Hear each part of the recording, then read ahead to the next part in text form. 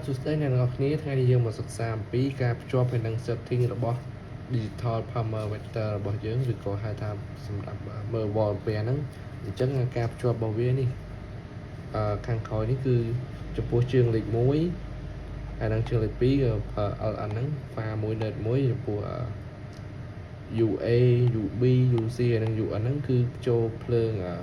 3 file របស់យើងហ្នឹង3.8ហើយនឹង net របស់យើងមកហើយចំពោះខាងលើនេះគឺយើងបញ្ចូល CT បាទថាលេខ4លេខ5នេះគឺ CT របស់ file ទី1 67 89ហ្នឹងទី2ទី3អញ្ចឹងការភ្ជាប់របស់យើងគឺមានតែប៉ុណ្ណឹងបាទឥឡូវយើងចូលមកដល់ការ setting របស់វាម្ដងចំពោះនាឡិកានេះគឺយើងអាចមើល wall 220បាន wall 3.8បានអំពែគ្រប់ហ្វាទី1ទី2ទី3ហើយនឹងគីឡូវ៉ាត់គីឡូវ៉ា kVA គឺមានទាំងអស់បងប្អូនមានទាំង frequency មានទាំង power factor អញ្ចឹងយើងចូលដល់ការ setting របស់វាគឺយើងគ្រាន់តែចុចសង្កត់ពាក្យ set នេះឲ្យជាប់ហើយជា5 second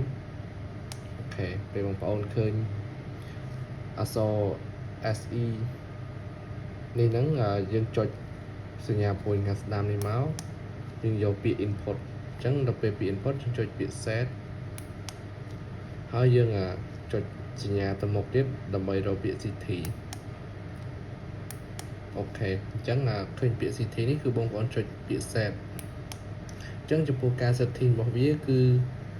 គេតម្រូវឲ្យចែកទាំង5ឧទាហរណ៍ថា CT របស់យើង100លើ5អញ្ចឹងគឺយើង set យើងយក100ចែកទាំង5យើងចែកទៅឃើញ20អញ្ចឹងយើង set នៅក្នុងនេះដាក់20ចុចប៊ូតុងខាងនេះគឺឡើងយើងដាក់20អញ្ចឹងមកអូខេអញ្ចឹង100លើ5គឺបានចែកទៅបាន20អញ្ចឹងយើងចុចសញ្ញា enter នេះមកអូខេអញ្ចឹងCT parameter របស់យើងគឺ set ហើយ CT 100លើ5អញ្ចឹងនៅពេលដែលប្រើមានពេលទៅគឺវានឹង load ទៅលើនេះបាទសូមអរគុណ